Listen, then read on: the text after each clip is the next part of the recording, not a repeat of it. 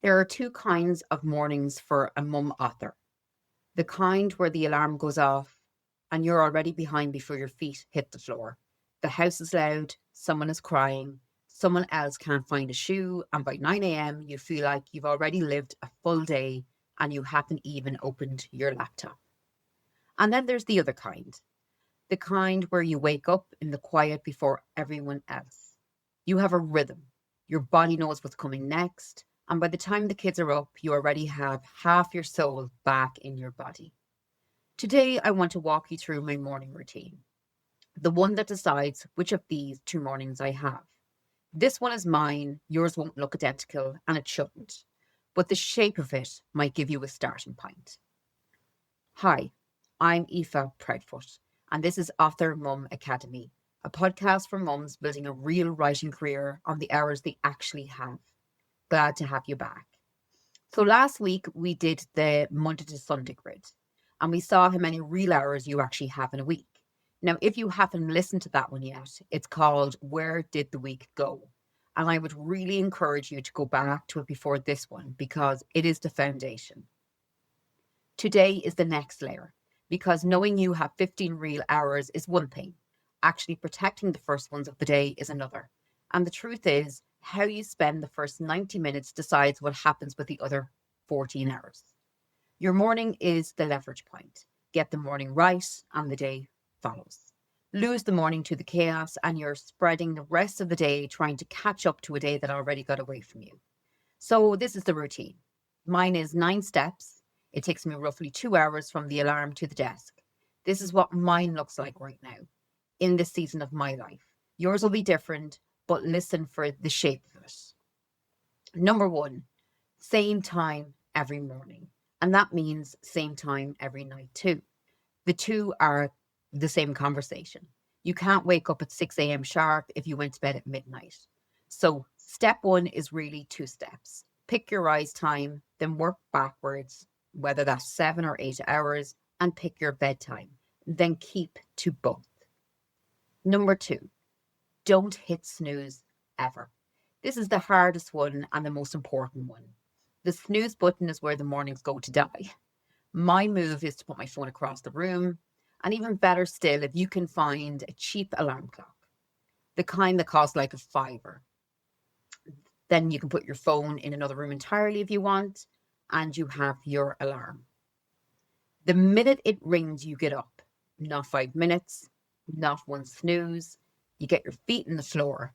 I know it's going to feel awful for the first week, but then it actually doesn't. After enough time of doing this, your body starts waking up naturally at the time without needing the alarm at all. I promise that's how consistent your rhythm can get.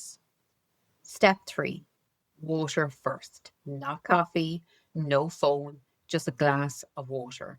Your body has been asleep for like 8 hours and it's dehydrated. So you need to rehydrate it before you caffeinate it. Number 4, get dressed and get out the door. This is the non-negotiable one for me. I don't sit down. I don't check anything. I put my clothes on that are appropriate for my walk and I leave my house. That brings me to number 5, which is sunlight. This is why the walk is the first thing I do. Direct sunlight in your eyes within 30 minutes of waking up is one of the strongest signals you can send your body about the day starting. It sets your energy, your mood, your sleep tonight, all of it. Even on a cloudy day, even if it's raining, get outside. For me, it's a 5K walk. If a 5K feels impossible to you, a 15-minute walk is enough to start. The point isn't the distance. The point is being outside, moving, and letting your eyes see the sky. Number 6, listen while you walk. This is more of a mindset input. For me, it's Audible or a podcast, and I choose them super carefully. Something on mindset or productivity or an idea I'm chewing on. That's what I normally focus to listen to. This is the hour of the day where my brain is most open to a new idea, so I feed it something good on purpose. Number 7, when I come home, then I make my coffee and I do my gratitude. Now, my gratitude practice is a few minutes. I normally can do 3 things I'm grateful for, or I could absolutely fill the page. And this is not therapy. It's not woo-woo. This is a few minutes of pointing your brain at what's good instead of what's missing. It just takes a few minutes.